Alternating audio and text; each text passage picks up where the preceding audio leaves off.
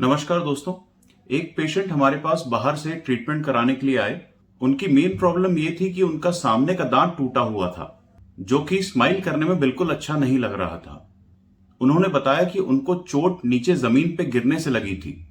पूरा एग्जामिनेशन और एक्सरे करने के बाद में हमने ये निर्धारित किया कि दांत के अंदर से यानी कि जड़ के आसपास से कोई इन्फेक्शन या और कोई गहरी चोट नहीं थी और केवल दांत का ऊपरी भाग ही टूटा हुआ था।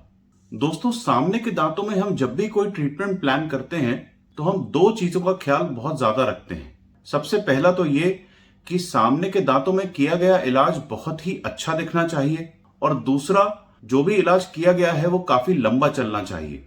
और इनके केस में इलाज शुरू करने के पहले यह जानना बहुत ही आवश्यक था कि नीचे गिरने के कारण केवल एक ही दांत में चोट कैसे आई, क्योंकि जमीन तो समतल होती है, फ्लैट होती है, तो ज्यादातर केसेस में जमीन पे गिरने के बाद में चोट सामने के 2 या 3 दांतों में एक साथ आती है।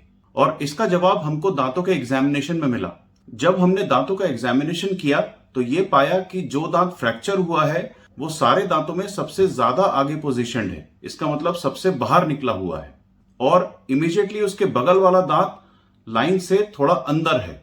इस दूसरे व्यू में भी आपको दिख रहा होगा कि जो दांत फ्रैक्चर हुआ है वो लाइन में सबसे आगे मतलब बाहर की तरफ निकला हुआ है और उसके बगल वाला दांत लाइन से अंदर है।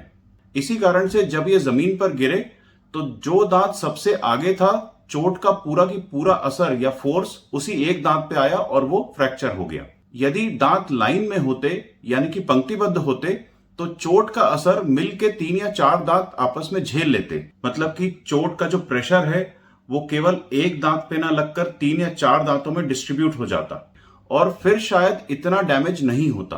दोस्तों, ये बात मैं आपको इसीलिए बता रहा हूं कि यदि इलाज के दौरान हम केवल इसी फ्रैक्चर्ड दांत को रिपेयर करते हैं तो एक तो ये दांत पहले की तरह ही अलग से बाहर निकल के दिखने लगेगा और दूसरा, दोबारा चोट लगने पर वापस अकेले इसी दांत पे चोट का पूरा फोर्स या प्रेशर लग जाएगा और हो सकता है कि ये दांत दोबारा चोट लगने के बाद में और ज्यादा डैमेज हो जाए। तो अब इलाज के दौरान में हमको ये प्लान करना बहुत जरूरी था कि सामने के दोनों दांत एक लाइन में दिखें, यानी कि अंदर बाहर ना दिखें और उनका दोनों का लेवल भी इक्वल हो और स्माइल में भी अच्छा इंप्रूवमेंट आ जाए। और क्योंकि पेशेंट ब्रेसेस या अलाइनर्स वगैरह के लिए रेडी नहीं थे और उनके पास में उतना टाइम भी नहीं था, तो हमने फ्रंट के दोनों ही दांतों पर वेनियर्स करने के लिए डिसाइड किया ताकि टूटा हुआ फ्रैक्चर्ड दांत सही दिखने लगे और उसके बगल वाला दांत जो अंदर की तरफ पोजीशनड है वो भी अपने नॉर्मल लेवल पे आ जाए, ताकि ओवरऑल स्माइल में काफी अच्छा इंप्रूवमेंट हम दे सकें।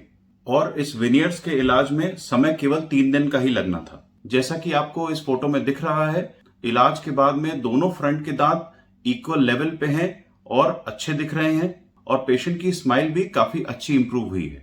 उम्मीद है ये वीडियो आपको पसंद आया होगा। जिन लोगों ने हमारा चैनल सब्सक्राइब नहीं किया है उनसे निवेदन है कि हमारा चैनल जरूर सब्सक्राइब करें। समय देने के लिए आप सभी का बहुत बहुत धन्यवाद।